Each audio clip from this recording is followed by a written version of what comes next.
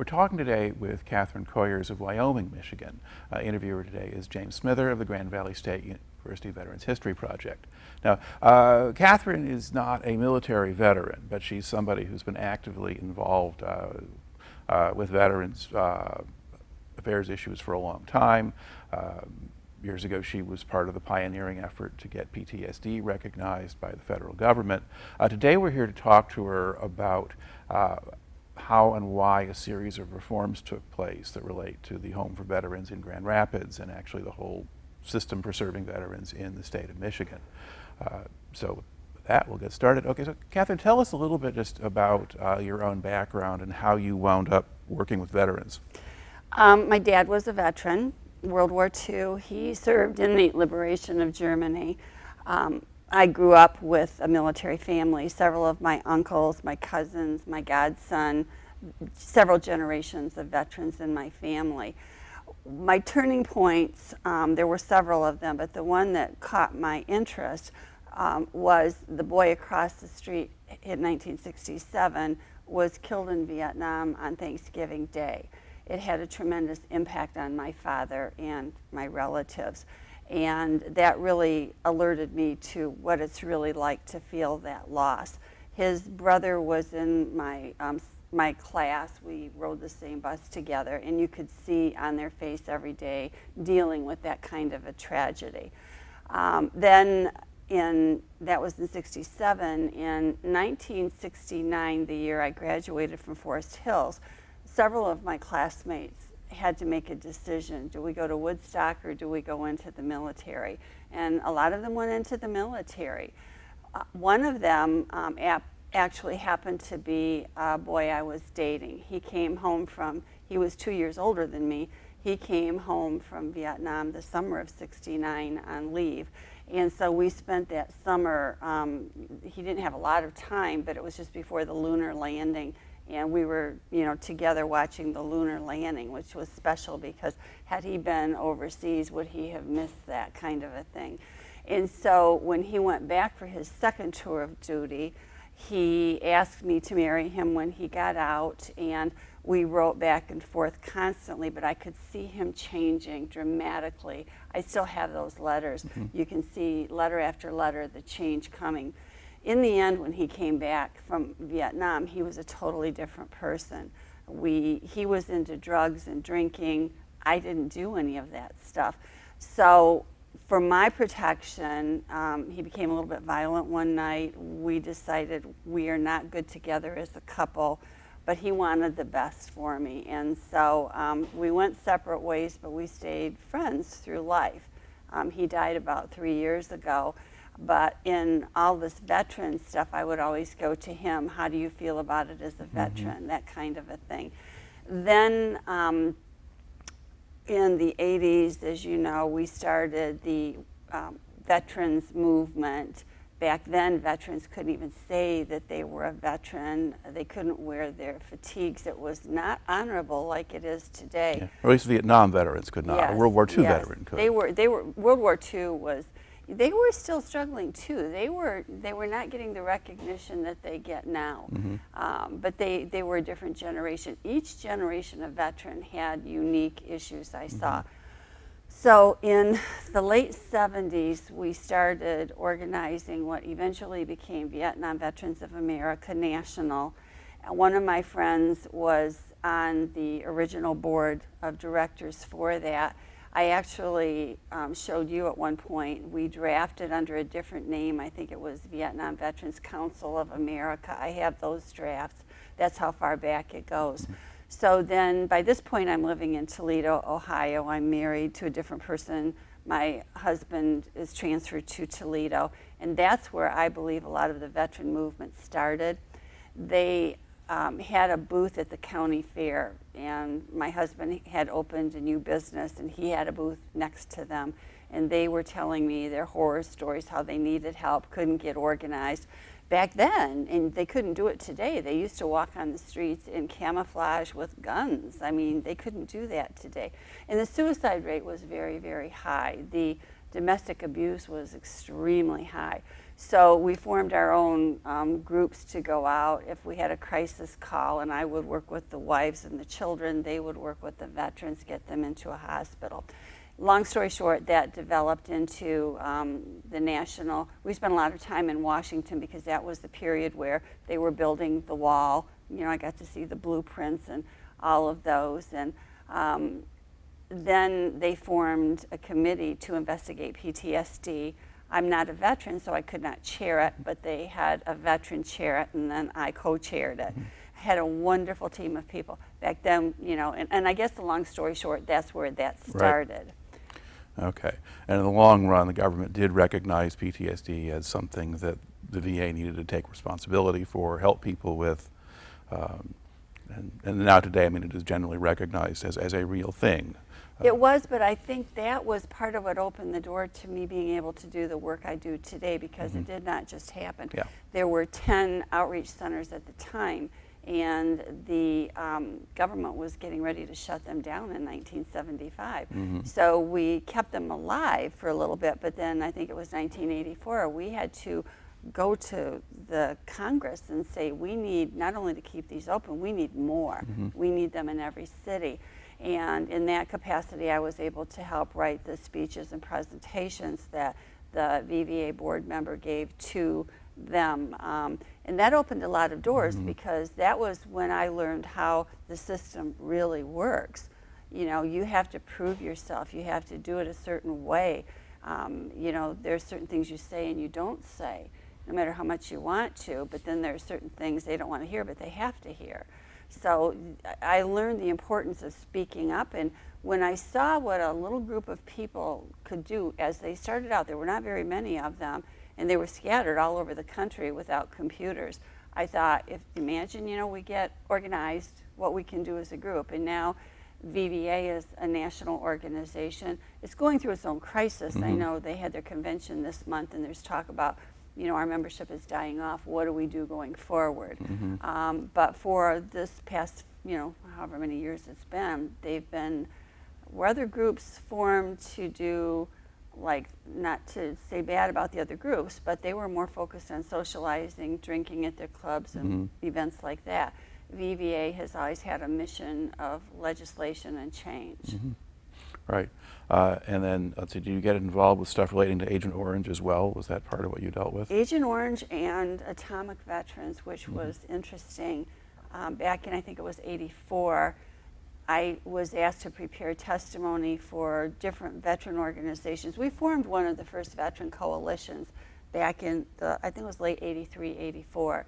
Because they were all doing their own thing. This one wouldn't let this one join, and we finally said, you all have to work together, nobody's gonna get anywhere. And I remember the first meeting was held at a VA clinic in Toledo, and it was quite eye-opening because one group would not participate, and today they still struggle. But they did form that way. And then in the course of that, as we became bigger in numbers, we started to get a bigger response from officials. And one of the things was they invited us to a hearing they wanted to hold in Toledo at the time on Agent Orange, PTSD, and the Atomic Veterans. And so I learned a lot about the Agent Orange. I learned a lot about, at that time, we were still trying to establish databases, get the testing, get Agent Orange even recognized. That was a big battle for many, many years, just getting it recognized.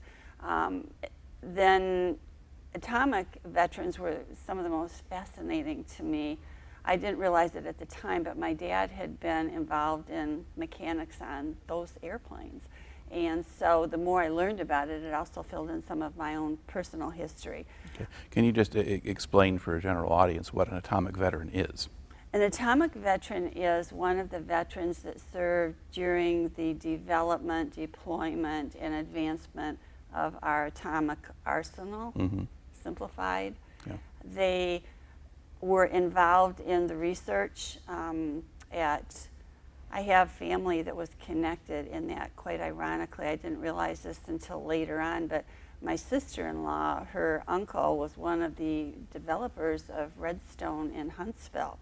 And a man named Werner von Braun came to the United States they hadn't developed this yet. He actually stayed at my uncle's house, which, you know, when I got there, I didn't know who he was or anything like that, you know.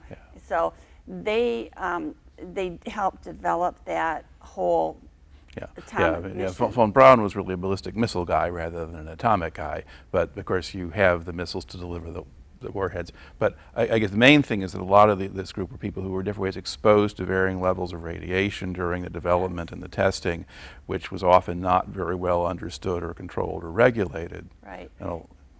And it was interesting, I played you back then. I didn't even know you, but I was interviewing a lot of those veterans, and I have to find those old tapes. We had a meeting in Cleveland for atomic veterans, and I was able to meet dozens of them at that meeting and interview them. And the things they were exposed to blew my mind. Like, they were not given, some of them were not given protection. Some of them, it was part of just the testing process. There was talk about what they saw in the fields. You know, they would go into these bunkers, how they were amazed how the ground would shake like jello and then this green glass would form, which, well, I forget what they call it, tritonite or something like that. You know, and they would take pieces of it back home, not knowing it was radioactive. And so finally the government said, wait, they can't be taking this stuff off the field. So it's still out there, but it's hard to get for obvious reasons. But I think one of their favorite stories was they're telling me how they had a good sense of humor. Now, some of them, they were very diligent in keeping the radioactive material off them. You know, they were, they talked about the cleansing process, how they would wash the ship down, but then they'd play in the water, not realizing what they were exposed to. Some of them would wear meters that would tell if they were exposed to too high levels, get out, do whatever. There was one time they were on a ship, and they had this green light following them in the water, and they weren't sure what it was, and they didn't understand all the effects of atomic energy at that point. So they would stop, it would stop, and they would whatever, and it would sink, and they couldn't figure, was it a fish, what was it? Finally, they realized somebody had thrown a lantern overboard and it was dragging. But I mean, we're probably getting a little bit off track here at this point. Basically, so you work with a variety of people, learn different things. So basically, so to one degree or another, you stay connected with veterans groups and so forth. And you went from Toledo, and eventually you wound up in the Grand Rapids area again, and so forth. And then from there, you wound up getting involved with efforts to reform what was going on at the Grand Rapids Home for Veterans. And so let's move forward a little bit in time. First, I guess explain a little bit what the Veterans Home actually is or was established to be. It's different things to different people. It was established, as I understand it, around the Civil War time to give veterans a place to come home to and to readjust and go back on with life, to help them move forward. Over the years, it has become a stop for, it was broken down into three basic pieces when I became involved heavily. There was what I call the intensive care unit, which involved everything from the people with severe Alzheimer's. I remember one time I was up there and a man thought he was still in combat. They were the intense cases. There was another wing where they needed assistance or nursing care, and then there was another building for the ambulatory or the people who could function on their own but still needed a place to stay.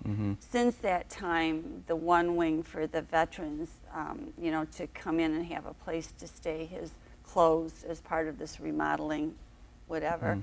The others were shifted into the center where you have what I call assisted living, and then the other area is still there with the dementia unit.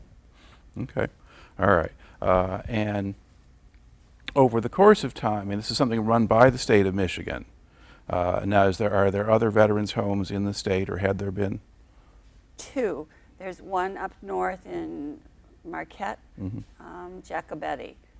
I don't remember which one came first, but there are two of them. We did not have the reports of problems from Jacobetti that we did here. And the problems at the home for Grand Rapids have been brewing for quite some time. As you and I talked, if you read the media, they are reporting what is fed to them. Basically, it sounds like there was a bad audit. The state came in and cleaned it up, and that's not true. And that's one of the reasons I'm here today, is because we have been approached by a next generation of advocate who wants to learn from us to carry on our work. I can't do this forever. 50 years right now, my time is running out. I want people to continue what we started. And they're concerned about the missing steps. How did we get from here to get them to do the audit, to get them to make the changes? I know that there was a big change when one of the governors came in and got rid of the state employees and went to an outside firm. Many believe that's what caused the problems. I do know one of the veterans had filed a lawsuit, I think it was around 2011, 2012, and that didn't go where it needed to go. And so, what was that lawsuit about? Just quality of care? Or? It was about quality of care and staffing, and that was by a man named Tony Spallone. He's been one of the strongest advocates. You know, he was involved in all the hearings with me that would come later. And somewhere in between there, I was going there. I would, you know, like on Thanksgiving, I would go there to serve dinner to the veterans. Vietnam Veterans of America paid for that, made it happen. It was the one time of the, not one, but one of the times of the year where they had real food. You know, they get a lot of composite food, which was a big issue. They didn't get a lot of fresh fruit, fresh vegetables. That was another issue. So that's kind of where it started. Okay, so we're going back now, you know, pretty close to 10 years. So things have been kind of moving for a bit. So basically, so the state government privatizes the system, which of course saves money because you can bring in the outside contractor, and that's the food service and the nursing staff and most of it except a few of the top officials. Yeah. What happened, my sister had taken in a homeless veteran, and we went to the VA clinic on Schuette. It was supposed to be a town hall meeting. And at that meeting, as we were leaving, there were 3 veterans I recognized from the home. One of them was dying, could not get care. Congressman Huizenga was there. He asked the staff to help him, and they refused. They said without the home doctor signing off, he couldn't get care. And we found that was a big issue at the home. So we had him transferred to a hospital, ICU. They said he had been overdosed. And that's when the veterans asked me to become involved in what was going on at the home. Okay. Excuse me. I think that story might take a little bit more elaboration. I mean, why was there a town hall meeting going on in the first place? The new clinic had opened, and we had over 6,000 veterans who could not get an appointment. And I was getting dozens of calls a day. Can you help me get in? Can you help me with this? Can you help me with that? And the stories were horrific. We had one man, as an example, there were widow makers that they were misdiagnosing. They would leave, their family would take them to the hospital, and they'd say, "You're lucky he's alive." There was one man who was... What do you mean by widow makers they're misdiagnosing? It means diseases that weren't caught? Or? Yes, and a widow maker is a heart attack that will kill instantly. And they were in the early stages of that. There was a construction worker who kept having chest pain. For months, they could not find out what was going on. Then he went to a hospital, and they found out he had actually fallen on his job and been hit with a nail gun. And all this time, he had broken ribs, punctured lung, and a nail embedded. Wow. This is the kind of thing they were missing. And so at that time, I had found out there was a director who was not doing her job. Her mantra was, "I've only been on the job 18 months, work with me." 18 months. And I remember one of the veterans, he was a combat veteran, he stood up and he said, "Ma'am, I'm going to clean it up a little bit." He said, when we went in the military, they didn't give us 18 months in the field. You went in, you learned, you did, you know, and cleaning it up a bit. But she still, for over half a year after that, still kept using that excuse. So the long and the short of it was they were there to hear the concerns. which they did. They tried to kick the media out. I brought media with me because I wanted this exposed. And they tried to kick the media out, and the media said, no, we're staying. So then Congressman Huizenga, said, talk to me about your issues. And his team has been dynamic. I cannot say, I don't like politics, but in my world, you have to deal with politicians. His team is one of the best. Him and Tom Barrett, our state rep, who's now a state senator, those two opened so many doors I don't think the public will ever fully comprehend or appreciate, but we owe a lot to those two. So anyway, that's kind of how it was. Yeah. So when and then you had this one veteran who was there at that meeting, and you wanted help, and Huizenga wanted to help. And where did you try to go for help initially? We went to the desk. The veterans were sitting against the wall because they couldn't get anybody to help. I said, what'd you do? They said, they wouldn't even let us check in. So I went up there and I thought, well, surely I can do this. And I asked the man what we needed to do to get this man help. He said he needs his doctor at the home to sign off, and he won't do it. He will not do it. So then I said, the guy is really sick, and nothing I said mattered. So then Congressman Huizenga was walking by. I said, maybe you can help us. So he went up to the guys, talked to them. He couldn't believe what he was hearing. He then went up to the desk, and the guy was nasty with him. He said, you wrote the legislation. It's your problem. He said, you do this to us every day. Every day we get veterans who need help that we have to turn away. You need to change your laws. So Congressman Huizenga had just started office, so it wasn't him personally, but he took it personally. And that was around the time everything was happening in Phoenix and Florida and Texas. At that time, we were all working together because we were seeing the issues at the VA clinic. And not just ours, but across the country. I wasn't totally focused on the home at that point. That meeting is when my focus changed. So we were all working as a group, Florida, Texas, Arizona, all those. And what happened is Phoenix decided we can't wait anymore for all this. We're going forward to the media. And the one that goes to the media first, I have learned, is the one that gets the exposure. So the light was on Phoenix. And eventually it came back here to Grand Rapids. So we were already involved in that regard. Then what happened is the congressman walked back to the veterans and said, get him to a hospital, get him the care he needs, keep Catherine informed, and she will keep my team informed. And we will work through this, and something's going to change. So they took him to the hospital, and he wasn't there very long when I had a call from the nurse that said, he can barely speak, but he's asking to talk to you. Can you get here? And I flew across town to get there, and he said, I'm dying. They overdosed me, because the staff was trying to figure out what was going on. And so I was able to piece together something about insulin. And so they did some real quick work, whatever they did, and he had been overdosed insulin by the staff. They did massive blood transfusions, and he pulled through. And once they had the bad stuff out and the good stuff in, I was surprised how quickly he recovered. And I thought, we almost lost this guy. It just, that really bothered me a lot. So then they said that I saved their friend. Could I help with the other veterans? And I'm thinking one or two, had no idea what I was getting into. We've done other projects with the fire station in Wyoming, getting that reopened. I thought, make a few calls, it'll be done.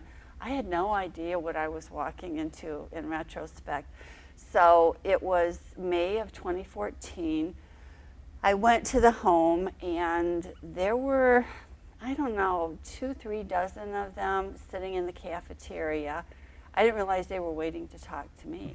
And then we had a meeting, and they said who I was. I was there to help, and I wanted to hear their stories.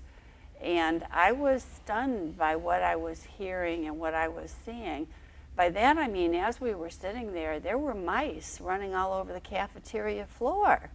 And there was a veteran who, disabled, he had hurt himself jumping out of a plane. His parachute didn't deploy properly, so he was permanently injured. He had a dog to help him with his daily activities. The dog was amazing, But those mice would come right up to that dog, sit on his paws, and he didn't move. That tells me how big of a problem this had been. So as we started getting into it more, we found their cafeteria was infested with mice, and they were serving this to the veterans, you know. One thing leads to another. So then I took their names. I had a better handle what they needed. I didn't realize it was going to be that many. So then they said, let's regroup, let's talk. And then we formed, there was a group called Veterans for Justice. What it was a group of veterans inside the home who were not happy with what was happening. They were trying to work behind the scenes with legislators, but they weren't getting very far because the state kept shutting them down. And if they were seen doing that, they were told, take your Veteran for Justice t-shirt off, don't talk about it on the campus. And if they did, one of them was actually put in what they call the courtyard, which is, we can talk about that later. It was a hellhole is what it was. If you misbehave, it was like going to a jail without your rights to a due process. So we were working with them, and we were doing a lot of conversations, and then that week they wanted to meet with me again. And as I was leaving that meeting, there was a lineup from one end of the building to the other, and sun was setting.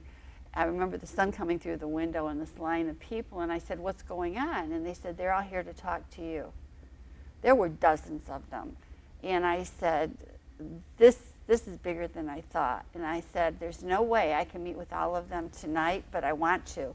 So then what I did is I had been at a meeting at a casino with the Indians, and they have this thing where they put everybody in a circle. And I like that. I said, if we put everybody in a circle, we can all be in the same room talking together rather than this long line. And so I was there until nighttime, and we talked about different issues in that. So then I took out a lot of their names, I gave out a lot of cards, and I said, we will talk to each person individually. We being this little group that, you know, Veterans for Justice was working with me. We will talk to each of you, and we will not stop until you guys have some justice. I said, I promise you that. I will not stop. I will not stop. And then I called, I don't know if I should mention names, but I called the administrators and set up an appointment to meet with them. And they dropped what they were doing to meet with me. They literally left Lansing to come there within 2 hours. They were there, and I was meeting with, should I mention names? Sure. Jim Dunn and Sarah Dunn. There was another person named Lino Preto there. And what were their jobs? Sarah was, I call her the administrator of the home. Jim Dunn was appointed by the state. He was their legal counsel, and he oversaw the home. He told Sarah what to do, basically, was my understanding. And Lino Preto was a Purple Heart. He was there representing the board, I guess.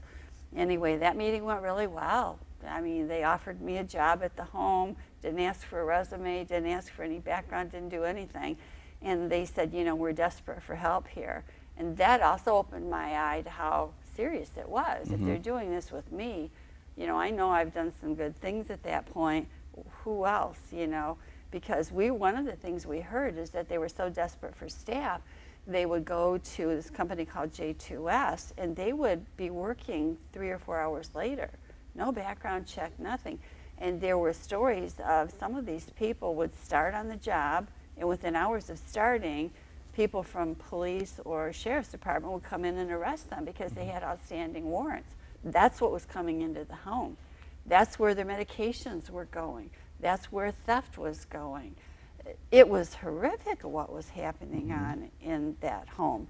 So the big issue at that time, one of the most loved veterans there, Richard Ware, had passed away. He was only 59. He had just passed away about the time I came in the same week. And his funeral was going to be in Muskegon. The veterans needed a bus to get to the funeral. And they were told they couldn't have it. So at that meeting with Jim Dunn, he said, yes, we'll let you use the bus to get them there. Thought it was a done deal, but it became a big issue later. Anyway, it just kind of snowballed from there. He agreed to have a meeting with me, with the veterans. And what had happened is Veterans for Justice, in this 1 month period of time, we were meeting every day pretty much. We were talking on the phone nonstop with veterans, with each other, trying to figure out what were we dealing with, categorize what were the real issues, what were exaggerated issues, what could we substantiate, what could we not, what could we prove, what could we not prove, and trying to compile all of that together. So Richard Ware, he died under very terrible circumstances, and he shouldn't have died at 59. He had a guardian who forced a divorce, is what I was told. It was a big issue. So in the midst of all of that, trying to get this group to Muskegon, his wife became involved, and she became one of our bigger advocates at that time frame. And it was an election year, I remember, and she was very vocal about what had happened to her husband. So we all got together one night, and we made a decision. This is an election year. Do we become... Was this 2014 at this point? Yeah, I think it was. It's like, do we become political, or do we give them a chance to, work with us? We decided to let them work with us. So in June of 2014, they put together a list. It had started out, as 10 questions that they had presented to legislators, I guess it was 2 or 3 years before that went nowhere. By this point, the list was up to 20 critical issues. Now, critical to get me involved, I want to clarify that. I don't just jump into a project. I am considered last resort for any project I get involved in. I'm serious about this because I say, have you gone, have you worked with their admin? Have you worked with your legislators? Have you this, that, and the other? If only then do I get involved. So they had already gone through all the steps they could. They had their questions. Now I focus on keeping people alive and keeping their health care at a quality level to sustain them. Those are what I focus on, and that's what I explained to them. But in this case, we had other issues that we were going to address as well. So the top issues were keeping them alive because their death rate was astronomical. They went from 750 veterans to, when this happened in 2014, I think the number was 450, and they were teetering to 430 because 430, I learned, is where the feds cut off funding to the home to a big degree. And so to me, the death rate was high. When in May, I was invited to, I'm ahead of myself here, in May, I was invited by admin to the memorial service. And I don't know how I skipped over that, but that was a critical step because by that point, I'd been talking to Winnie Brinks, our new state rep at that time, and another state legislator. And that was the first time Winnie and I actually talked in person. And I noticed the Jim Dunn came up behind me, and he was breathing over my shoulder, listening to everything we were saying. And I thought, that was my first clue something was wrong here, because that was not normal behavior to intrude on a private conversation with the legislator. And then when I turned around, he was literally foaming at the mouth. And he told me, you will never talk to a legislator again. That is my job. I said, excuse me, I don't think I heard that right. He said, do not talk to legislators about anything going on in this home. What happens in the home is my responsibility. I will deal with it. I said, you just told a civilian not to speak to a legislator. And I said, that's not going to happen. And that made me think, what happened to these other people? So that was my first sign something was wrong. Now, we did meet in, I think it was June, to discuss this funeral. And then I met with the veterans. They put together a list of these, by now, 20 questions, which were, how do we keep them alive? They wanted an ombudsman. Their big thing was they wanted an ombudsman. Apparently, they had tried for decades to get an ombudsman. That was their #1 request. And explain what an ombudsman does. An ombudsman does what I had been doing for them and other advocates. Basically, you have the administration and you have the veterans. An ombudsman, to simplify, is the in-between person. If they went to, before I became involved, if they went to the admin, we were seeing a lot of retaliation documented. They really didn't have, they couldn't talk to the legislators because the legislators were always told, come talk to this person. So they weren't getting anywhere. So an ombudsman opens the door because they can go to this ombudsman anonymously and tell them whatever needs to be. This person also has really strong investigative powers and works with the legislative body. I think, correct me if I'm wrong, but he reports to the legislative body through a special board set up for ombudsman. That would depend on how that particular position was set up. So the long and the short of it is, where I'm going is, he has powers that they needed. So that was one of the first, at the time I didn't understand what an ombudsman does now. It's like, how do we get along without him before? He's a great guy. He's also, we now have one, he's an ombudsman for the veterans only at the home. But he's dynamic, but I digress. So anyway, so we did that. And then we started focusing on the other issues, because there were things like staffing was a big issue. There were staff shortages where they didn't have enough to cover one shift, and then those people were telling me they were working 2 or 3 shifts back to back. They had no time with their family. They had, daycare was a huge issue for some of them, and you have these caregivers who were doing the best that they could. They were victims as much as the veterans, because they came in to help these veterans and they were not given the tools or support that they needed. And getting any reports from admin was hard, because their record keeping was deplorable. That's a different story for down the road, but it was just a nightmare. So we had a meeting. I think one of the other things that you had mentioned to me was there were kind of large chunks of time where the veterans were essentially confined to their rooms because there wasn't enough staff to supervise them anywhere else. Correct. Yeah. We actually saw that later down the road. I think it was fall of 2015. State Representative Tom Barrett had called me in.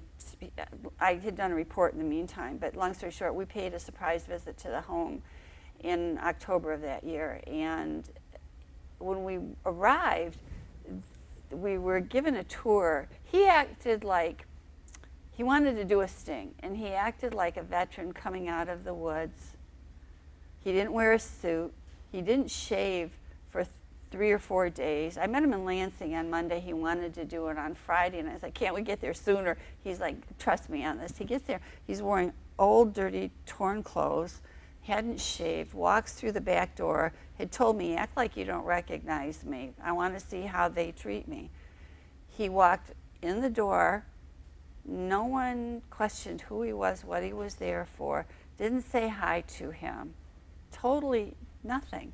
So then one of the other veterans, he knew what was going on. He was in a scooter. He offered to give him a tour like he was his guest. And so they're walking around the building.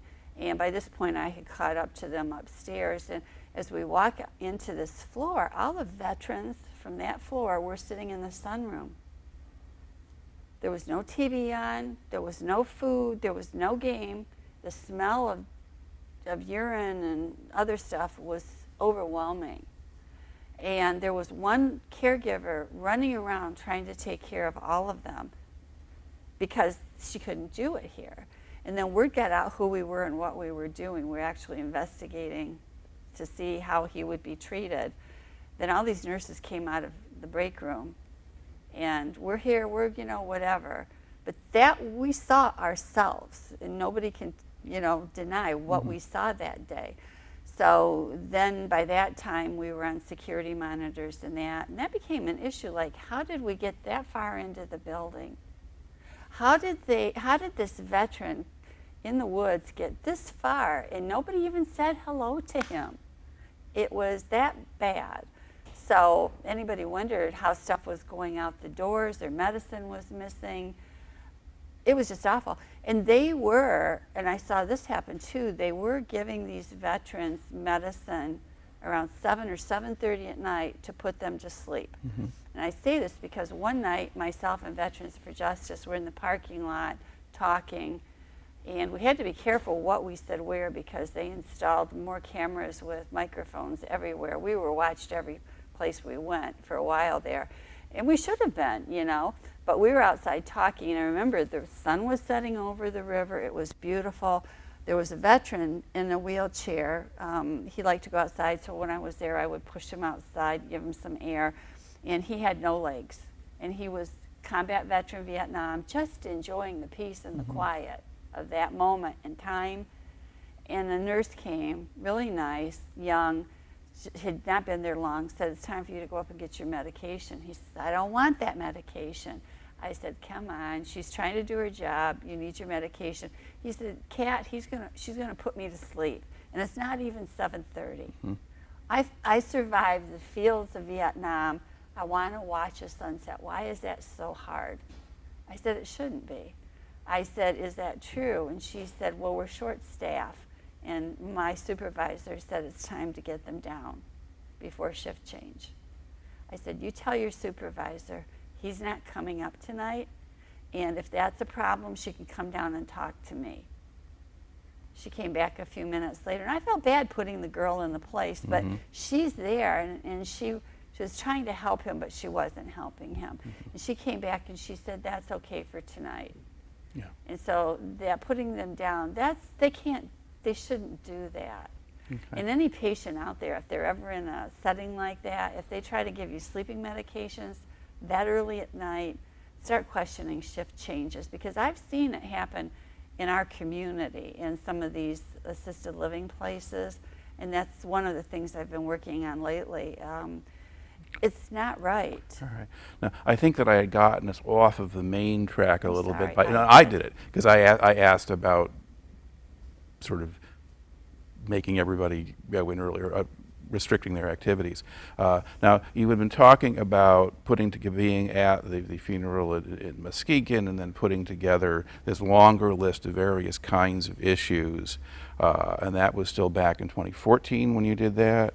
That was the funeral was the first part of June, and the meeting was the first part of June.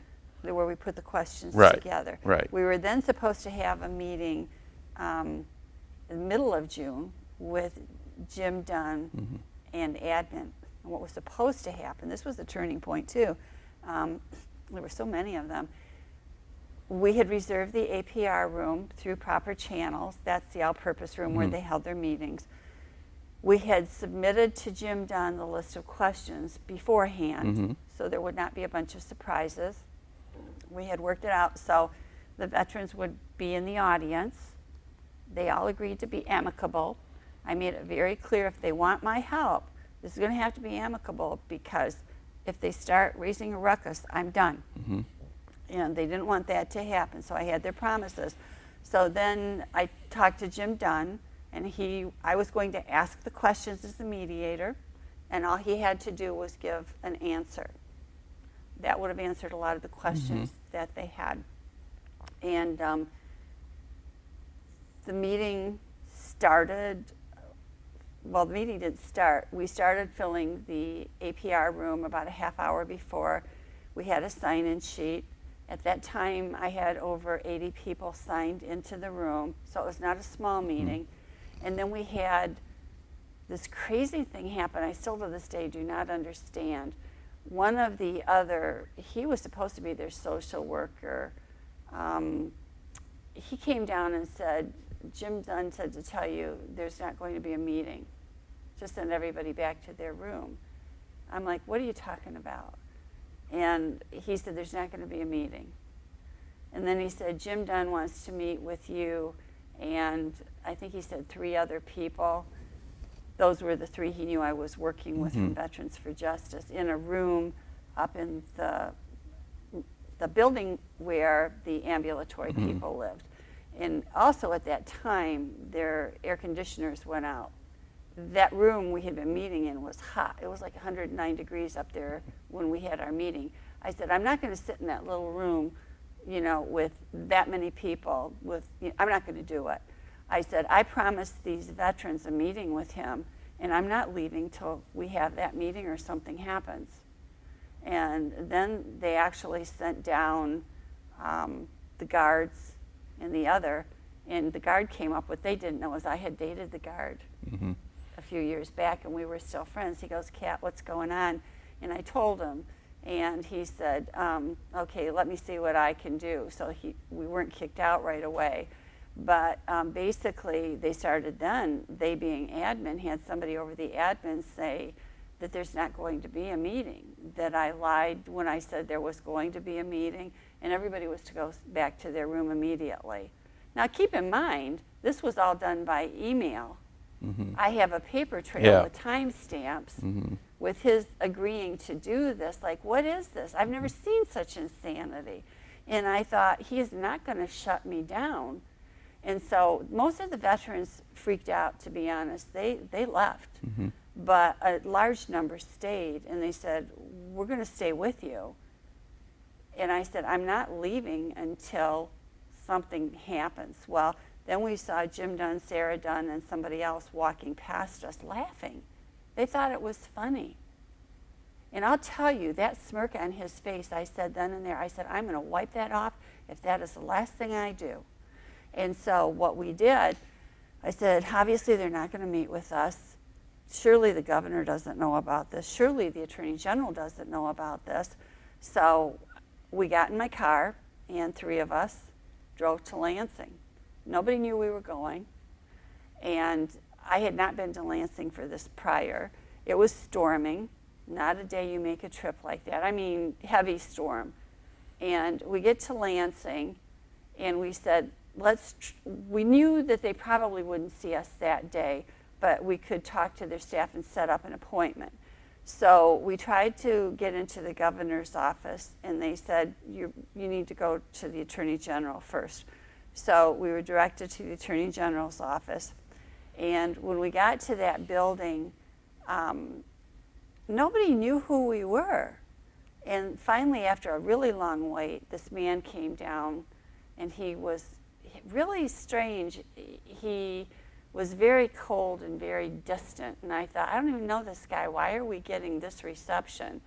And he said, "What are you here for?" And I said, "We had just tried to hold a meeting at the Home for Veterans. We were shut down under very bizarre circumstances. We would like to set up an appointment to meet with the Attorney General to discuss what's happening at the home." And then he said, "What are your issues?" And we talked about just basic, what we had covered. And he said, "I'll tell you what." He said, "There's not going to be a meeting with the Attorney General." He said, "I'm the Assistant Attorney General. I know who you are." He says, "You are Catherine, you are so-and-so, and you are so-and-so." I never met the guy. Mm-hmm. And he said, "I know that because Jim Dunn sits in the same office I do. His desk is next to me." And he says, "I know he shut your meeting down. There's not going to be a meeting. There's not going to be a meeting with the Attorney General. There's not going to be a meeting with the governor. They both know." He said, "We keep them both informed." So this is where, when the people think that this all happened because of a simple audit, they have no idea how hard we fought to open eyes and Lansing. And just for the record, who were the governor and attorney general at that time? Snyder. Okay, Rick Snyder. We sent Snyder 4 written requests, countless telephone requests to meet with us. He refused each time. His staff refused each time, in fairness. But we were told he knew. The Attorney General was Schuette. Okay, so Same Bill Schuette, thing. yeah. Joe Froelich told us. He informed Schuette of everything. And so Froelich was the assistant attorney general. He was actually giving counsel to, I learned later, he was giving counsel to all the board members at the home. I had a lot to learn because, I came into this in May thinking I'm going to help a couple of veterans. I heard these complaints with the better part of May into June, documented the complaints, and then the next 3 months would be spent researching and interviewing, going there every day, talking to veterans.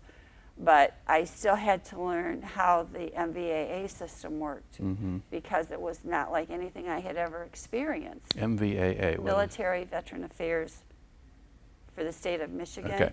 Yeah. Basically, the state has the Michigan Veteran Affairs Department. They call it MIVAA, a bunch of different versions of that. and they oversee the homes at that time before we created the authority. And they have the board of managers, and they meet in Grand Rapids and Marquette monthly, and they rotate which place they meet at.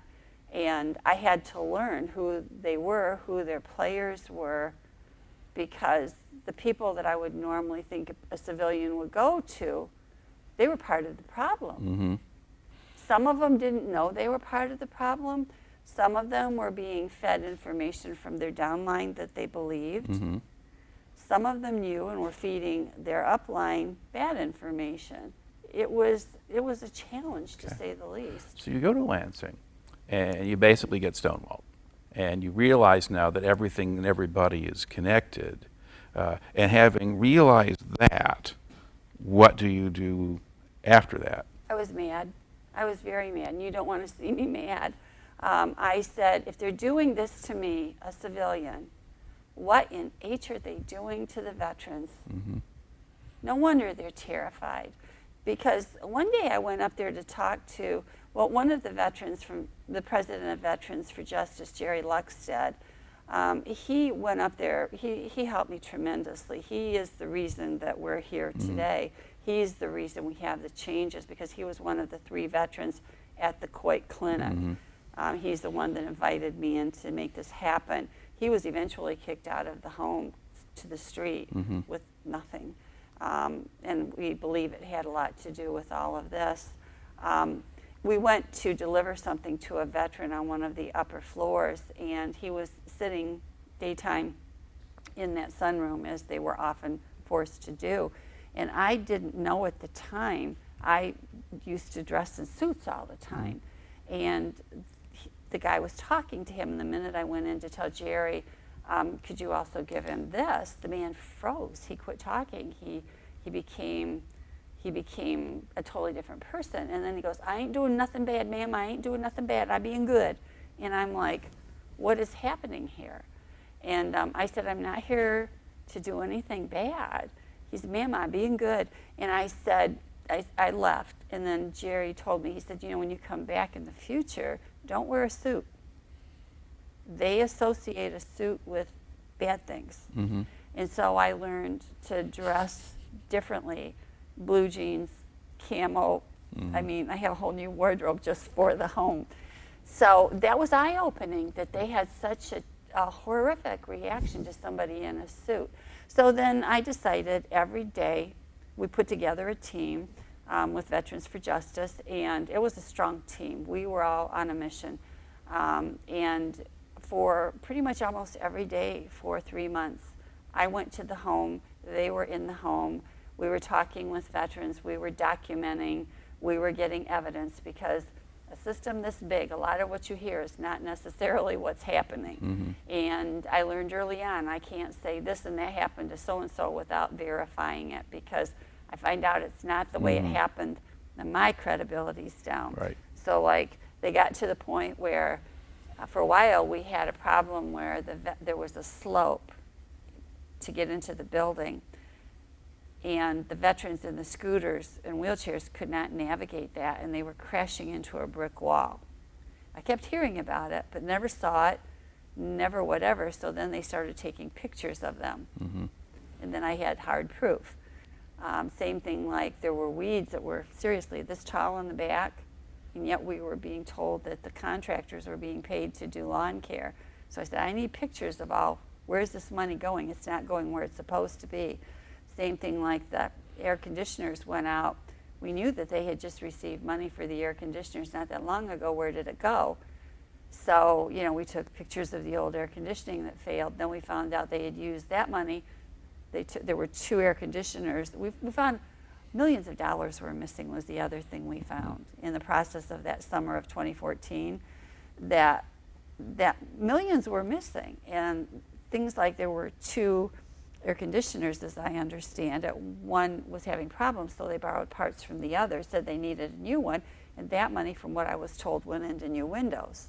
Well, then when this one didn't work right because it needed more than a few parts, the other one didn't work because the parts weren't there. So then these veterans were forced to sit in these hot rooms for weeks. And that's about the time I became involved. The answer from admin was she brought in an ice cream machine on each floor to cool them down. I'm like, oh my God, these guys are diabetic, they're on special diets. This is not how we handle cooling a room. So that whole 3-month period, we documented. Okay. Did the administration make any attempt to interfere with your collection of information? A little bit. A little bit. They knew you were doing it, but maybe they couldn't do too much about it? I did a lot of what I did at night. A lot of our meetings, I hate to say we were clandestine, but we had no choice. We had no choice. So our meetings would not be held during the day. We did know that there were staffers who were alerting, and I'm not going to name them here, but we know who they are by first and last name. They would tell staff every single thing we were doing, and they did eventually put in a bunch of new cameras that could hear across the campus, so they knew everything we were doing. So at that point, we started having meetings off-site. Okay. I have a community room. We used our community room. We went to restaurants. We never told anybody in advance where we would go. We were just putting, this is how bad it was. We had to put them in a car and not tell them where we were going until we got there because we couldn't trust this information. In fact, at one point, as we started moving forward, I kept finding somehow the state was always one step ahead of me. I could not figure where the leak was. I could not figure it out. And finally, I figured there was this little, I live in a senior community. This little old lady down the hall had moved in, and she was always inviting me for tea. And we were talking and really got to become good friends in a short period of time. And we're just pouring our hearts out to each other. I found out her son was the head of LARA, which is? Licensing and Regulatory. Oh. He oversaw the very doctors we were trying to have removed for their bad practices. That's how bad it was. Wow. That hurt. And so I had to cut her off. And my leak stopped. And that broke my heart because I didn't want to be paranoid, but we reached a point where we could not trust anybody. And it was tough. So then what we did is put all of that information together. And I remember one night we sat out, we were outside at night, and we had these different piles of, we had talked with all the different veterans, what the complaints were. This huge stack was about this one veteran who was overdosing patients, not releasing them to get a second opinion. And one doctor who was overdosing. At the home. Yeah. And it turned out to be the same doctor that refused to let this man get help at the clinic. So we tried to get him out. We never were able to get him out. They protected him to the very end. But we, at that point, refined our list of 20 questions, and we realized we are on target. So then we decided we're not going to get anywhere with the state. They're blocking us, to your question. So I said, we're going to have to take drastic steps. So we're going to have to go to the federal level. So the three of us went to the FBI. We filed a formal report with them. The problem with FBI is they don't tell you what they're investigating. They don't give you a clue. The only thing we knew was they had been asked to do this. So then I said, that's just not going to get us where we need to be. So we filed a complaint with the Federal Office of the Inspector General. Because we knew, originally the state tried to say that we couldn't go to the feds. This is where you need to have knowledge. Because they said it's a state-run home. And in the process, I learned they're getting hundreds of millions of dollars from the feds. The feds are accountable for that. So if the state won't be, I'm going to make the feds accountable. And to his credit, it was Huizenga's staff that suggested I get the OIG involved, because he said they can open the investigation, and then if it reaches a point where it reaches the legislative body, then we can step in. And so I called, and I talked with the head of the, that whole thing down there in Washington, and he said to file a complaint, but he warned me. He said they get so many complaints that you know, they don't follow up on all of them. And if they do, they really don't tell you that they're doing it. He said the only way you know if they're investigating is if you start getting a call for more information. He said that's going to be your tip-off, kind of like he was telling me. I can't tell you we're going to investigate, but if you can get more complaints to me and then somebody from our office starts asking questions, you know, then you'll know you have something. So he said, send me your report. So we put together a little report, and we filed a formal complaint on the OIG line, and we sent that to the federal OIG.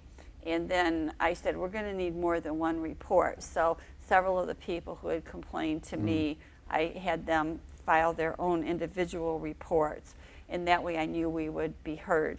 And then in the meantime, I sent that to President Obama because he was a president in office. That's what I had to do. I didn't think we'd hear from him, but I did it anyway. And then we had a new VA secretary in May. I think he came in roughly around the same time I started this. He started that. And so he was really accessible. I was surprised how accessible he was. So I was already talking with him, and he worked with me through this whole project until he left. He was awesome, McDonald. Okay. And he actually took the time, the veteran, my sister was taking care of, the homeless veteran. He actually sent him a letter and a special challenge coin, and all. He went way above and beyond. And this was a personal thing, handwritten. He didn't have to do that, but he did. So meanwhile, I get a letter back from the White House that said that the president had it. He was basically not happy with what was going on there, and he was referring it to the VA secretary. Well, McDonald called me and he said, I know we're already talking, but I want you to know I did hear from, you know, this, so we're on it. So he was working on it, and he started squeezing the state at that point. So, but cautiously, because we didn't want them to know, you know, they were watching, but at that point we didn't tell anybody in the state what we were doing, because the Veterans for Justice had seen them destroying documents at night, and they didn't want that to happen. So then we started getting, by this point we had sent the report, this was September, October, by this point, we had sent reports to the president, the OIG, and Secretary McDonald. Myself and two other people are the only ones that had that report at that point. So then they wanted more information. So then they gave us a case number. So by this point we know, yes, the feds are involved. They've given us a case number. They're asking for more information. They're asking for more details. Like they wanted a summary, 1 page. Then they wanted 2 pages of more specifics. Then they wanted dates and times. Then they wanted case histories. And so over the course of the next period of weeks, that grew into what we call the 80-page report. We had pictures of the mice in the cafeteria, the veterans smashed up against the wall. We did a little bit of outside stuff too, as long as I had their attention. I had, like, Roy, he had shrapnel embedded in here, and he lost his jaw, pictures of him, all of that. So then at that point, we're into October. Not a Now lot. you were mentioning Roy losing his jaw. Did that have anything to do with the treatment at the home, that the jaw was lost, or? He told me that he had tried. He was, long story short, he did medic, he did body retrieval in Vietnam, and he was never able to hold down a job after that. He died about 3 years ago, still with like 48 pieces of shrapnel embedded at the time of his death. And so during that time, he was sent to the VA, and during one of the treatments, I read his medical reports, and the dosage of radiation they gave him, given my background with the atomic veterans, everybody else glossed over it. But I said, they gave you a lethal dose. I can't believe you're even alive. But they burned him so badly that he ended up with cancer, and they ended up taking it. It was just, he had this oozing All right, so clarify. Okay, let's go back. I just wanted to clarify that part. I'll give it kind of sort of back here. So you put together the report that's got all of these different things going on at the home and documentation and pictures Yes. and all of that. Okay, so you create an 80-page report, and now what do you do with that? We sent that to the upline. We made sure the president had it. I think by that point it was October. He had it, and like I said, that group that we sent it to. The OIG had it, McDonald had it, and we sent some updates along the way. That's all that had it. And then in 2015, that's where the audit everybody talks about started, because by that time, the feds knew we had talked with the auditor who would be doing the report. So the audit at the home for veterans. And so we told him what things we needed him to look at, things that had not been looked at. Because what we found out, I didn't know this is part of that learning the system, that the regional VA director was overseeing the home because they had a contract to provide services to their veterans. So all this time, she had been signing off on these audits. All this time. And it took me time to find that document, and it was by fluke, because one day I was going through this stack of documents. We had FOIA'd or whatever we did to get them, and I saw her name on signing off on an audit, and I'm like, we never heard about her involvement before. We've been told it's a state-run home. The feds have nothing to do with it, but she's signing off on these audits. Then the whole thing started clicking. The fall of 2014, we realized it's... Or 2015? 2014. We're still in 2014. Okay. We're still in 2014. Because she and the admin and a certain legislator were part of a female girls club, so to speak, where they were protecting each other.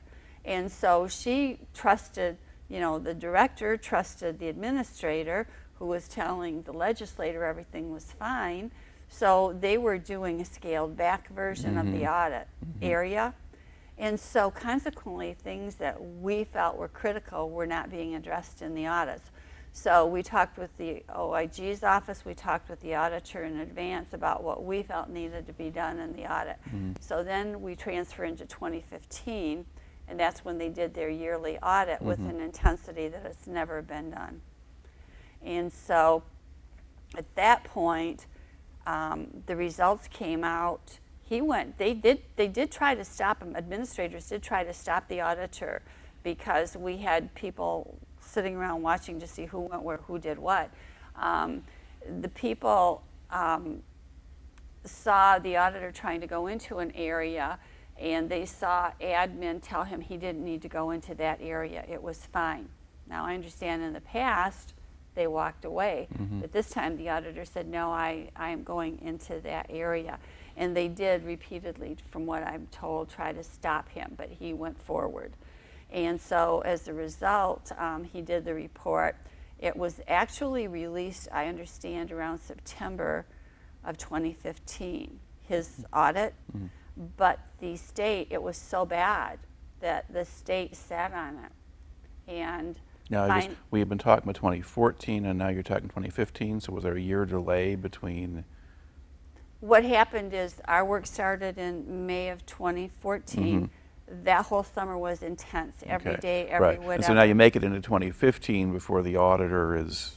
Okay, where we jump is by 2014, the feds had all of our information, what we needed done. Right. So now, fall of 2014, they're looking at Grand Rapids. Remember, we had already been under their scrutiny because we were working with Phoenix originally.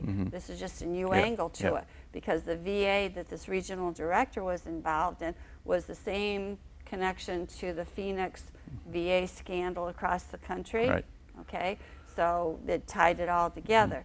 So then now we skip into February, I think it was, of 2015. The feds were coming in to do their annual report, but now it's a whole different thing. So so the heavy duty audit then is early 2015. Early 15. Then not much happened regarding those issues in 2015, except that we had a lot of people trying to get appointments. We had a lot of veteran suicide assist calls.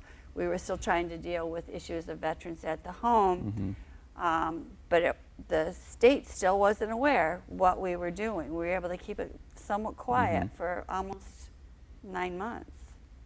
Then the report came out, and they didn't release it to the public. And the only reason that came out, I really believe, David Bailey is a reporter. He and I had worked on some other projects like the Wyoming fire stations. He switched TV stations. He moved from, I think it was Kalamazoo to Grand Rapids, and he called me. He said, you know, as an advocate, you typically have your finger on the pulse. He said, you know any good stories that are not being reported? I said, oh, I have a humdinger, but I don't think you'll take it because it's too political. And so the more he looked at it, he said, somebody's got to tell this story. And so he made it his mission to tell this story. So he started going through records, and he stumbled on this audit that had not been released. And it's like, why hasn't it been released? When he read it, he ran over and to my complex, and he gave me a copy of it. He said, you won't believe how bad this is. So then the questions started, you know, and he started opening the story that way. He put the pressure on the state legislators. And then there was a meeting in, I think it was around that time, September or October of 2015. I think that was around the time they closed the cafeteria down. And we went up to Traverse City for the Board of Managers meeting. All this was happening around the same time, so everything's overlapping. And the cafeteria was closed down. We didn't realize at the time it was because of something they had found during the audit. We found that for 9 or 10 years, they had been operating without a license in Kent County. We found out later that there was raw sewage on the floors in the prep area. We found that there was a bug zapper over the food prep area. Where are those little bugs going? And this was big to me because one of the things I do as an advocate, there's a hospital across the street that these veterans were going to. I would go and visit the veterans. Somebody would call and say, so-and-so went there, would like a visitor, so I would go across the street and visit. I remember the season before this audit came out, that I won't say the whole floor, but the better part of that one floor at that hospital was filled with veterans from the home with some kind of gastrointestinal thing. And I thought it was odd because, you know, I go into senior communities regularly, and there were illnesses, but not to that degree. And I remember I reached a point where I had to double dress to go in to see a patient because they were all in quarantine. I had to put on the suit, the mask, the hat, the whole bit, the covers, but then I had to do it a second time from reverse because they were so afraid of contamination. That's how bad it was up there. So we have, you know, often wondered what was the connection between their the gastro outbreaks and the cafeteria. Sure. So then what happened while we were at the meeting, things started coming out. They being the board, there were a couple board members that I still believe did not know what was happening because they did work towards change once they found out. And it was at that meeting that I found out somebody from the federal level had trickled my report down because they were the only ones that had it. And it started because the meeting started late and we were waiting for one person. I'm not going to name him, but he came into the meeting and he walked up to me, and mind you, there are people in the audience, there are board members on a podium, on a stage, waiting to start this meeting for this person because he's talking to the head of the board, and we can't do anything. He walks up to me and he starts yelling at me. It was bizarre. It was like, it was just weird. So anyway, he goes, they finally start the meeting, and Jim Dunn is there, and he asks Sarah Dunn about numbers. Well, you know, I'll have to look at that, I'll have to look at that. The point being, they finally were putting pressure on her, and she didn't have reports because they hadn't been doing them properly. And that's when we knew something was up, but we weren't quite sure what. So they told her that going forward, they need better accounting, they need this, they need that. And then I realized the feds had come in, because after the meeting I was talking with somebody, and that man came back to me, and he was a board member at the time, and he was mad because I had mentioned his name in the report to the feds. He said, "How dare you? Don't you ever use my name in a report again." And then he took out cards from his wallet, and he showed he's a Purple Heart, his driver's license. He shoved him right in my face. He says, "I'm a Purple Heart, I'm protected." And he just started screaming at me. He says, "I'm going to destroy you." And this is in front of people. He says, "I am going to destroy you." And basically, then after that outbreak, I filed a formal complaint against him, because I'm not going to be intimidated. And he was the person who was directly involved in the bad care those guys were getting. His name belonged where it was. I will stand by that, and I am not going to be threatened like that. I did, after that, I started getting a lot of threats. I started getting, like, before meetings to go to Lansing, which there were a lot in 2016. I would get calls that, better check under your car, there might be a bomb under there. Your time is limited, we know where you live, just a whole bunch of nonsense. And anyway, I did file a formal complaint, and he was told to stay away from me. He was then moved to a different position. But getting rid of them once they were in there was hard. And I'm rambling. Yeah, well, it's all part of kind of larger story. All right, now once the stuff starts to come out, and the state has gotten itself involved, are there people at the state level, legislators or officials, who are coming in and doing, are you getting any help now? Yes, that's when things changed. I had a call from Tom Barrett, state representative. I did not know him. He told me he wanted to meet with me in Lansing, and he told me to bring Catherine Buckley. Oh, I'm so sorry. I'm sorry. That's okay. I don't know what time it is. About 11:15. Cut that out, please. Anyway, he said he was told he needed to talk to Catherine, but he wasn't sure. They gave him my name, but he knew Catherine Buckley. So she said, that's when Catherine Buckley became involved, because she said she called him and she didn't know what was going on. So. Yeah. And who's Catherine Buckley? She is a powerhouse with the American Legion. Okay. She is the former veteran. The veterans owe so much to her. She works so hard. She really does. And how did she wind up being asked for? What was? Here's what I understand happened. Somebody from Washington, it had to be president, secretary, or OIG, one of those teams, excuse me, sent our report to somebody in the state. We still don't know who. Somehow it went to the legislators. Tom Barrett had it. Others wanted to squelch it. He wanted more information, because he's the veteran. He's still in active duty. He wanted more information. He was furious. First term. So my name was on there, but he also knew Catherine Buckley. So he was told to bring us both in. I'm so sorry. All right. So anyway, she picked me up and we went to Lansing together. And he told me that he had a copy of the report, and he had a lot of questions.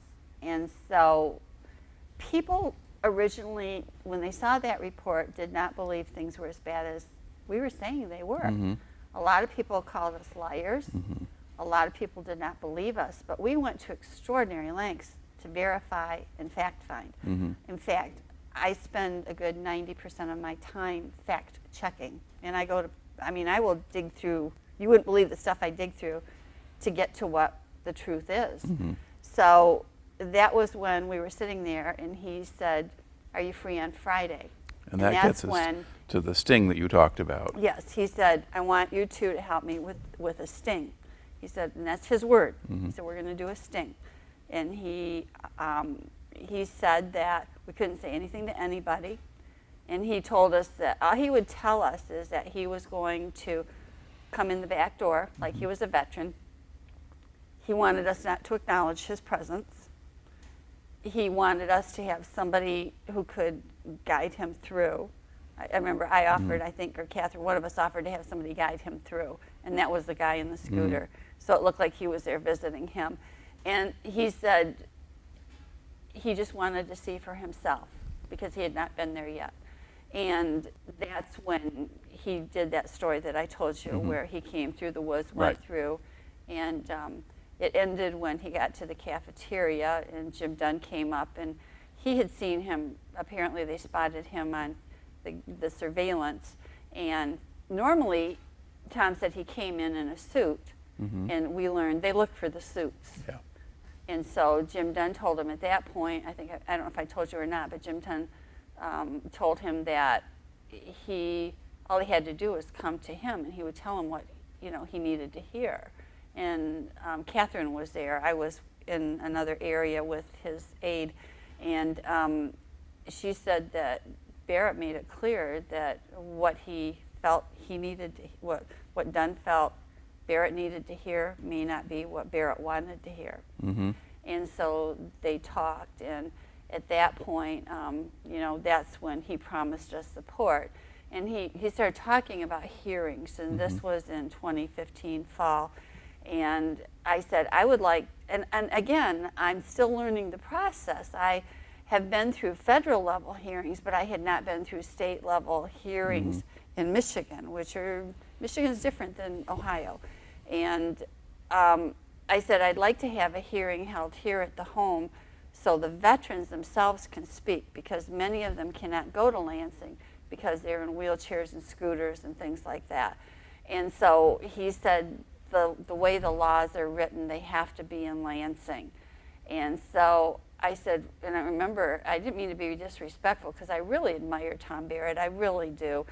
We get very honest with each other, but he's the best person in legislation I've ever seen in my 50 years. I said, so we need to change legislation? And he said, probably. And I said, well, isn't that your job? Isn't that what you do? And he says, don't do this, and I said, I'm asking you to do whatever you need to do to make it possible to hold a hearing at the home for veterans. And he said, I'll do it. And so not long after that, I got a call, and Catherine got a call to come back to Lansing, this short time later, like days, and State Representative Ed McBroom wanted, and I'm going to toss his name out because I don't have any respect for him, what he did. He could have stopped this sooner. He called us to a meeting, we thought, with him in Lansing. We got there, and we were seated in a small room with a bunch of legislators and other aides for legislators who couldn't be there. And what was strange is that we were coming up the elevator. Everybody knows everybody in Lansing. And as we were coming up the elevator, I remember there was one legislator whom I had never met.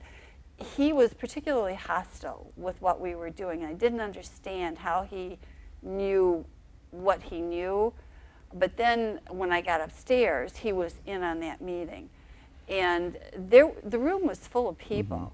And McBroom was sitting there, Barrett was sitting next to me, I was sitting here, and Buckley was sitting here, and then all these other legislators were on the other side. McBroom said that my report had trickled down, they had it, and they were trying to figure what to do. And Catherine and I looked at each other, great, we're finally making progress. And Barrett had informed McBroom what we had been doing about all that other stuff. And so he said, I'm going to ask you a bunch of questions. So for 45 minutes, they grilled us. They asked us all these questions about, and they were asking a lot about Jim Dunn, about his role, about Sarah Dunn, about her role. And we're being candid with what we found that we could verify. If it was hearsay, we didn't go there because we're not going to play with hearsay. About 45 minutes into it or so, he says, I need to stop the meeting. There's something I should have told you at the beginning in fair disclosure. I said, what is that? he said, we're here, and he said basically they were doing damage control. He said Jim Dunn was well known and respected by the group, and they were trying to figure what to do with him. I said, he was at the helm of all of this. I said, we've made our intent pretty clear. He needs to go. I said, under his administration, these veterans suffered total hell, and we want him gone. And they go, well, he's a veteran, he's a this or that, we don't know what to do. And I said, let me ask all of you in this room, if he was not your friend, if he was not a veteran, if he was a simple state employee, what would you do? They said, fire him. I said, I don't see the problem. And Buckley says, I don't get it. She says, he should go. And so they said, well, they put an offer on the table. They said, we have another option. We've put together a retirement package. And he has agreed to sign it in the next couple of days. I said, you know what? I'm not out to hurt anybody. I'm out to protect the veterans. I said, if he's willing to step back, and you can do that with a clear conscience, I said, my goal is I don't want him near those veterans again. And so that's kind of where that went. To this day, they not only didn't get rid of him, the governor and his team created a whole new branch in the Military Veteran Affairs. It's called health system of some sort, and they put him over the head of it. That's because he was protected. And that's why I say I have no respect for McBroom, because he should have done the right thing. He did not. And I know he did not run this last session because this is the only time I'll tell you, there were rumors. There was somebody from the state who was promised a position in Trump's administration, and several people here thought they were going to go with them, and that didn't happen. And so I do know that McBroom ran for office, and he's in office right now, but he was head of oversight and ethics. Now, to me, that's going to bother me till the day I die, that man, head of oversight and ethics, had to call a committee together to figure out what to do for the man who did this, and then instead of firing him, instead of him taking the retirement package, he's promoted. That's a problem with me. So about this time, David Bailey's report is getting a lot of coverage, and by this point, my home and Catherine Buckley and all of us, we're just getting flooded with media that want interviews, they want background, they want this, they want that. So then finally we're told in February, well, there were changes going on that fall. The old admin was out, the new admin came in for a period, and there was a flip over there too to what we have now. And then the news finally got out about how bad the audit was. And then they realigned the home system, and Jim Redford came in. A lot of people don't know that Jim Redford was Governor Snyder's personal attorney before he took that. He was a judge.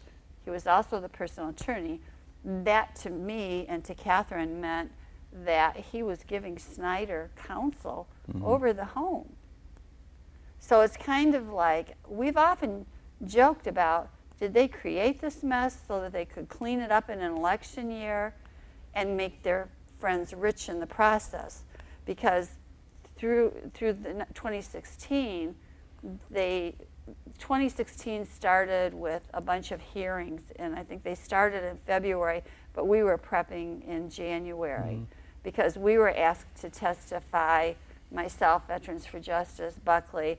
We had to testify before a whole bunch of committees and subcommittees. Sometimes we had to testify before, like one day there were 5 committees and subcommittees together. That doesn't happen often.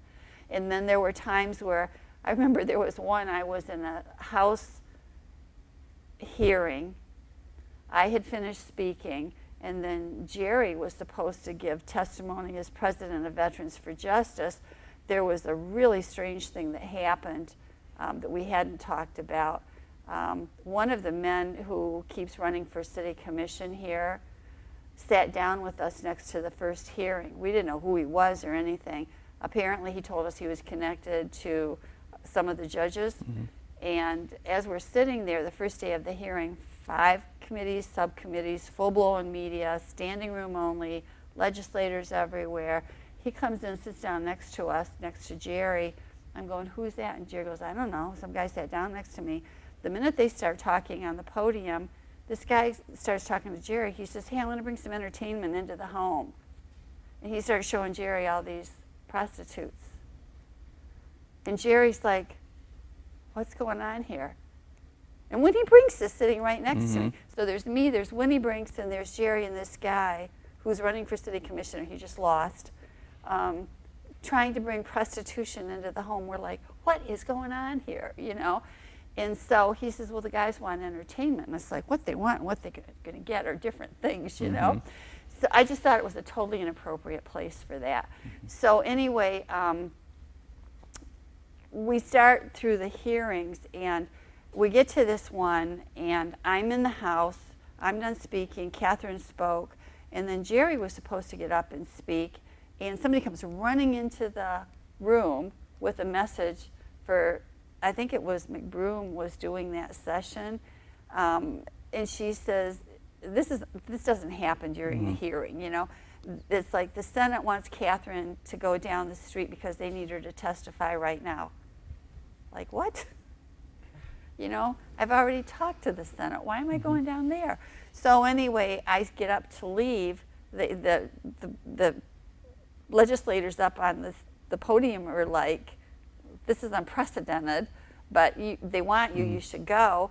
And Jerry goes, no, I'm not going to. It was so bizarre. And this is documented, you can see it. He says, no, I'm not going to testify because that council guy, he's been sitting behind me and he won't leave me alone. So he says, I don't know what you guys are doing, but you're going to get me up there alone, and my advocate's going to be out of the room, basically is what happened. He said, I'm not going to testify. And I said, well, he says, Catherine, don't leave me. And it's like, I promise to stay with you. This was bizarre. This is what we had to deal with. And I said, I will stay with you through your testimony. And they're going, the legislators are going, the Senate wants you. I said, my first loyalty is to the veteran. I said, he goes with me or I stay with him. That's the way it is. So then they finished up quickly. And then they said that they would adjourn and I could go down to the Senate. So then I went to the Senate building, and they were waiting for me. They were ready. And Jerry came with me. And then we testified, because I figured the testimony for them would work, for the House would work for the Senate, same issue. So I did that. And that's when I met some of the senators who would influence us most right now. And then as we were leaving, this man introduced himself, and his name was Paul Potter. He actually was a friend of Governor Snyder, and he was appointed to this new authority. And so in the whole process of all of this, it was eye-opening to me, because it just now hit me at this moment that the authority was supposedly created. The hearings went through April. They went into April of 2016. And then there was a request. McBroom finally sent a letter to the Attorney General asking for criminal investigation. That took a year and came out with a lot of misinformation. And then the authority was created during the summer of 2016. So from the beginning, Potter was targeted to be on that authority. It's just hitting me now. But anyway, he was put on the board of managers. So he was one of the key players in later developing the authority, and he worked very closely with Redford to lay out the plans for going forward for the new home. And bottom line, you know, we had to knock down part of the home. We have to, you know, hopefully build 7 new homes over a period of time. And that's where now we are today with, they've broken ground on the unit in East Michigan. They broke ground on the Grand Rapids complex. There were battles in between, like at one point they wanted to not use the current home for the new veterans home. They wanted to put that in a wetland area behind the home. That became a battle where we became involved with the city commissioners because my cousin's property backed up to that. He had 3.5 acres between 3 Mile and the home. And so we wanted to protect his property and his neighbors, but we also knew that was wetland because when I visited my cousin, I had seen running water, I had seen trilliums, I had seen eagles. That was protected property, and the Indians always have their powwow at Riverside Park.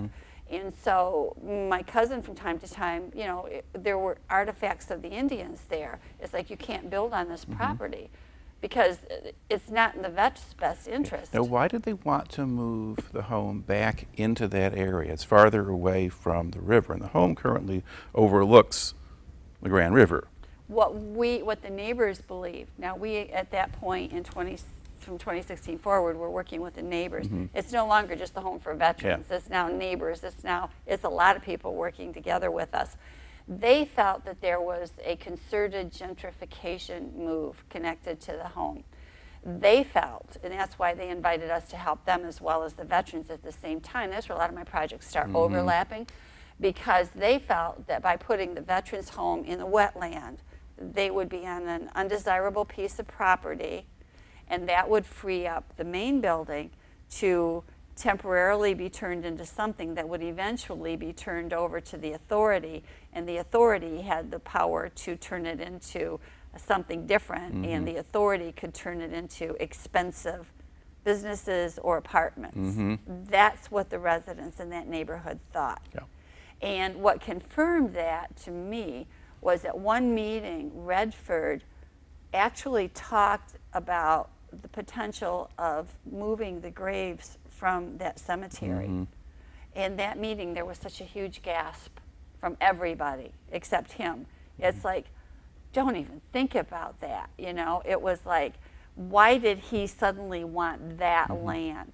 And so what I found out too is in the process, there was a vote to be taken to either approve building on that site or not. And so the residents and Buckley and some others and myself went down to that city meeting to stop it. The authority and MVAA were so sure that that was going to be passed that not one of them was present at that meeting. Not one. Redford wasn't there. He's getting $360,000 a year, roughly, in that job he created for himself. These other people on that board are not far behind him. The secretary, so to speak, was getting, I remember in the draft, it was like $150,000 a year. Not one of them came to that meeting. They were that sure it was going to go through. They sent a guy from Tower Pinkster, the architect. Well, he could only talk to what he was designing. He couldn't talk to the state's position. So I let everybody speak, and the room was packed because it was really interesting because they were talking about knocking down something in the city, I think it was a seminary or something, and turning it into low-income housing. So the meeting was packed for that also. And a lot of those people stayed when they heard the veterans issue was on the table last, because they were hoping that, you know, get this other stuff out and the veterans will be last, everybody will be gone. But they stayed. So we had a full house in that city commission meeting. I let them all talk, and then I got up and I said, you've heard from everybody why we oppose this site. The thing missing here, there's nobody from MVAA to answer the questions of the neighbors, because the other thing is none of us got notice of this meeting. We were supposed to, we didn't get it. And I said, they didn't get proper notice of the meeting that would impact their neighborhood. The veterans are not here to speak. I said, they can't. Some of them are bedridden. Some of them are in wheelchairs. I said, I'm asking you to come to the home and let the veterans be heard. So they arranged that. And I have to say, Tom Barrett also did one at the home. I'm leaving out a lot here. I know I'm covering a lot, but I'm leaving out a lot. Tom Barrett did arrange to have a public hearing at the Home for Veterans. I think it was in June of 2016. And we had 2 pages of veterans at the home who were able to be heard. And the legislators came to that from House and Senate. And at that meeting, this guy I came to admire so much, his name is Peter Schuette. He's an attorney at Varnum. He does a lot of pro bono work for the veterans and I. He came to represent the Andrew Ball family. Andrew Ball was murdered at the home, and there's no other word for it. There was a fight. The long story short, he was badly beaten. The nurse eventually, after a lot of wrangling, admitted that she had put him in the shower, washed off the blood, and put him to bed. He was found the next morning comatose. He never came out of the coma. I have some pictures here I have to leave with you. And he was black and blue.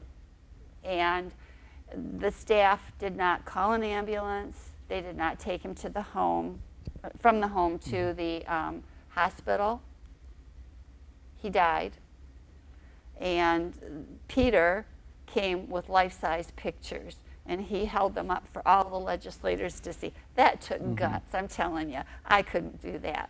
But he showed them, and then he stopped in front of each camera to see what we're dealing with. They're not minor issues like some people were trying to downplay. These are life and death, quality of life issues.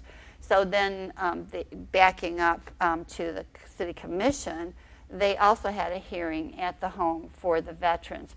That one was strange because they normally don't do that, but they were very invested. I can only say the best things about the city of Grand Rapids commissioners that worked with us. They were top-notch. They were invested in the veterans. They wanted best for the veterans. They took time to do it right. And from there, we were able to confirm that the state had been told by the developer that the site was wetlands, but the state told them to go ahead with it. And the day before our meeting at the home, I received a call from Redford's assistant threatening me, telling me to stop the program. He said, stop advocating. And I said, I'm not going to stop advocating. He said, if I didn't stop advocating, because they didn't, for this don't build on the wetland, that they were actually going to take the project out of Grand Rapids and they were going to move it someplace else. And he told me, you can explain to the media and the public why the city took the economic and the job loss hit. I said, don't threaten me. And he quit not long after I filed a formal complaint. I'm not going to, I put up with a lot of threats to get to this point. Then the long and the short of it was the state had to concede, because we had documents by this point, that this was wetland and they couldn't build on it. So now, and it's better because what they wanted to put there would have been a tiered building, and it would have had a slope where the veterans would have had to come down and take an elevator. I didn't want a slope because the veterans couldn't handle a little slope without crashing. What would this do? And then if the elevator goes down, one elevator, at least at the home we had backup elevators, it would have been a nightmare. So now they're in the process of, I think we're finally starting to see the end.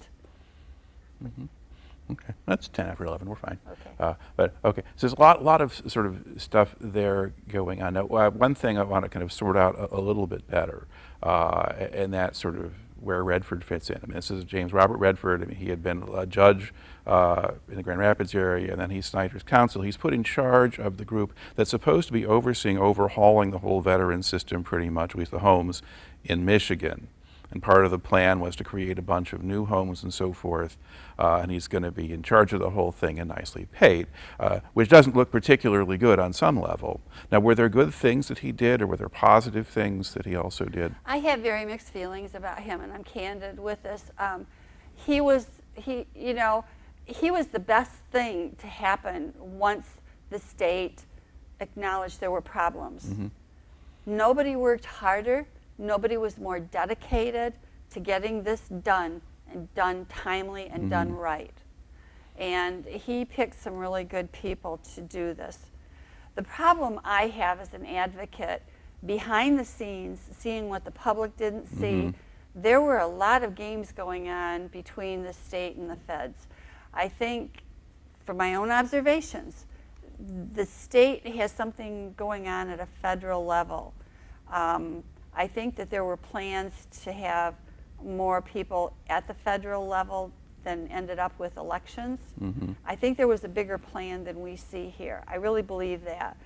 But I believe that there were other things that concerned us, like the people that were being awarded some of these contracts. There was a lot of, well, I knew the governor, I did this, so he put me on this and that. You know, I heard that too many times. Was this, and I've said it earlier, Buckley and I have often wondered, did somebody create this so they could clean it up and get it right and look good in the process? I don't know. Or did somebody innocently mess this up, and if we hadn't stepped in, who knows what it would be like today? I cannot even imagine if we hadn't done something. I can't, because these guys are going through hell to begin with. But I will say, Redford always worked with me. He never shut me out. He took my calls. He answered my emails. He was cordial at every meeting. He went out of his way to get answers for me timely. So I think, you know, he did try to do the best that could be done. Yeah. Okay. Now, what role ultimately do the Attorney General or Governor's Office in Michigan actually play in this, or what role are they claim? Huge. Okay. And in terms of what they claim or how they present things, I mean, did they do anything that was useful? No. What they did do, they had, McBroom realized this situation was out of control and he had to do something. So he and I had words really bad one day. I mean, it was intense. And I told him I would never trust him again. And he said, I'll earn your respect going forward. I said, you're going to have to, because you don't have it right now. He did try from that day forward to do a better job, in fairness to him. He did send a letter from the Military Veteran Affairs Committee to the Attorney General Schuette asking for a full criminal investigation. It took over a year to get that report. The Michigan State Police became involved, and I'm not even going to go into the dynamics of what happened there. It was just unbelievable. The person that, I was one of the first people they interviewed. The man who did it was totally incompetent. I kept repeating back, and he kept saying something different. And I said, will I see a final report before you do this? And he promised me one meeting he was done. He did not interview like the veteran that was at the clinic that started all this. He died before he was interviewed. 2 other people that should have been interviewed died before they were interviewed. Finally, when the report came out, it was so inaccurate, and there has been no willingness by the past Attorney General or the current administration to fix it. For instance, in their report, they downplayed that litigation. He did not mention that the Andrew Ball case was in the final stages of being closed because they had already agreed on an $875,000 settlement. He did not disclose that, and there was the part where he should have. He started out trying to discredit me because what the state patrolman gave him, or his office twisted, there were 2 veterans that I reported to the state police.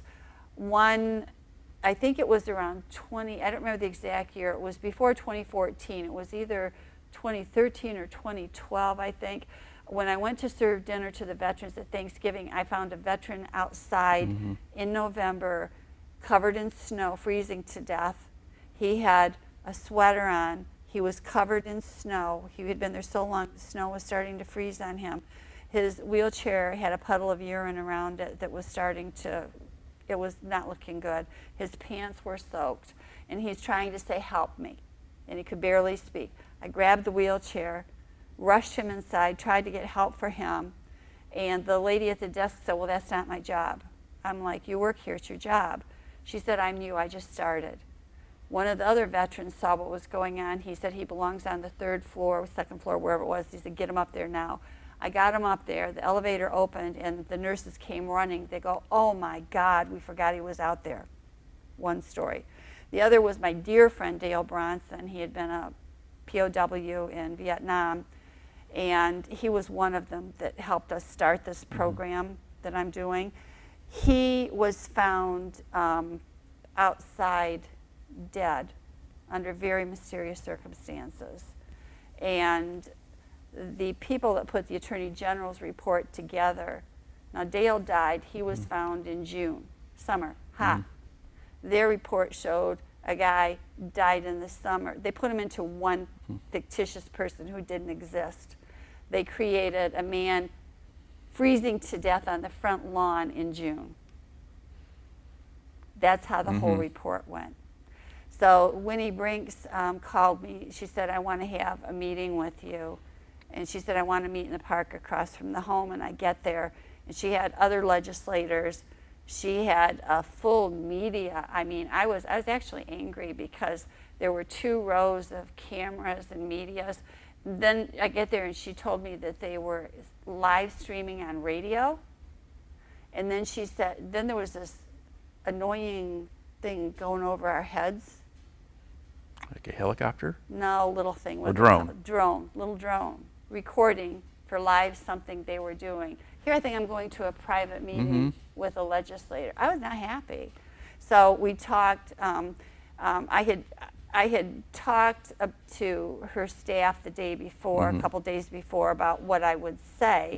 And I thought we were going there because they had helped me write a speech. Now, normally I write my own speeches. That day they wanted to write it. And I said, I'll tell you, and it better be consistent or I'll change it. And basically what she did is verbatim what I said. She captured.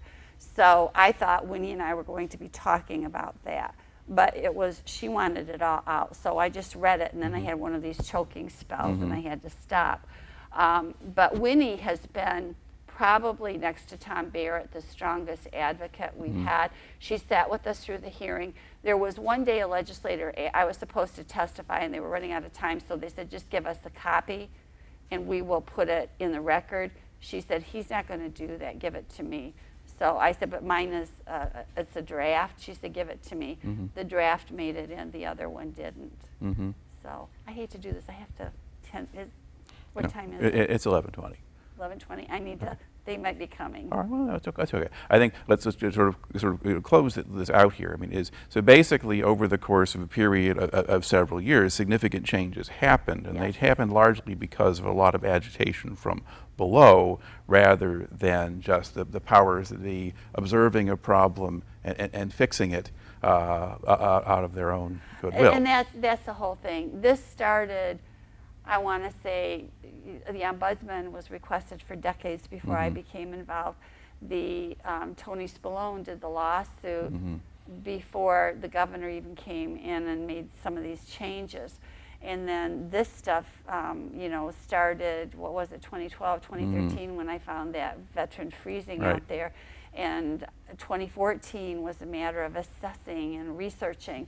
2015, and then getting the feds involved. 2015 was waiting for the report to come down, and then everybody fallout damage. And then 2016 was the hearings and the rebuilding and the authority and going forward. And you know, then 2017, I think it was, when, or 18, when a lot of the veterans who had testified were kicked out because of the smoking fiasco. And it was a long, hard-fought battle.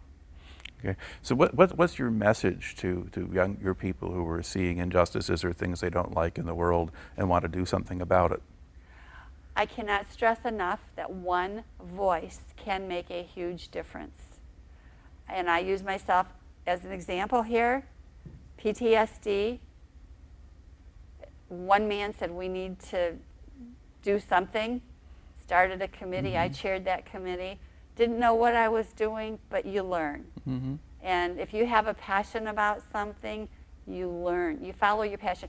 That, I think, is the one thing I've seen in all the successful people and all the failures, and I've made failures myself, is you have to be passionate about what you're pursuing in life. If there's something you don't like, you have an obligation to speak up for it. You do that through your work with Grand Valley. You're getting the stories out there. People aren't doing this because it's fun. It's because we have to preserve history. We have to learn, or history repeats itself. Already we're seeing attempts to change staffing levels and things like that. You have to learn, you have to change, and stay on top of it. And I cannot stress that enough. You cannot, and it's a line from a Bruce Springsteen song. It's my favorite. Blind faith in your leaders will get you killed. And I say that because the people that trusted the people that sent us into certain wars died with good intentions. That's just my feeling. And based on working with these people behind the scenes for the past few years, I don't like what I'm seeing. I see them say one thing in meetings and do another. And the simple thing is I've always had focus. Keep these veterans alive and give them quality of life. Everything else kind of falls in. And then as the doors open, they start overlapping. And sometimes you can work on multiple projects together. You'll find yourself in places you never thought you'd be. Oh. Well, the whole thing makes for a pretty remarkable kind of story, and you're a pretty remarkable kind of person to go along with it, though you may never admit that. But so just thank you very much for taking the time to share the story today. I thank you for doing this, and it's like, you just did something. I'm an ordinary person that did something that had to be done. That's all I did.